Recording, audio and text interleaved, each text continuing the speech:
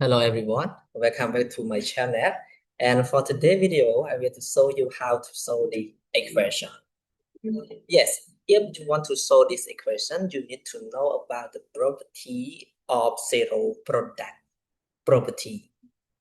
The zero product property if we have A times B equal to 0, so that A equal to 0 or B equal to say 0. So now we apply this property to our equation. So now if we have two multiplication of two factor or two expression, so at least one of the factor equal to 0. So now this equation we can solve x minus 1 is equal to 0 or x plus 2 is equal to 0. Okay? So now we solve x, find the value of x. For this equation, it's called one degree equation. Oh, sorry, first degree equation in one variable. So now if we want to find x, we need to remove -1 from the first side. So if you want to remove -1 from the first side, you need to add +1 in both sides. So now if we add 1 in the first side, so we also add 1 in the second side. Okay, so now -1 plus 1 is equal to 0.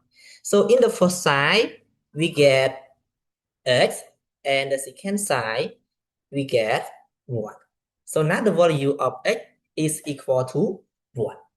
Now we need to solve this equation. If x plus 2 equal to 0, yes, we do in the same method like the first equation. So now we need to remove number 2 or the positive of 2 in the first side. If you want to remove, we also add -2 in both sides. Okay, so now we add -2 in both sides. So now the equation became like this, and then 2 minus 2 is equals to 0. So now we get x is equal -2 or -2. Okay, so now we can answer like this. Therefore, x equal 1 or x equal -2 is answer of this equation. Okay, so now we can solve it, and if you want to add a question, you can comment below. See you in the next video.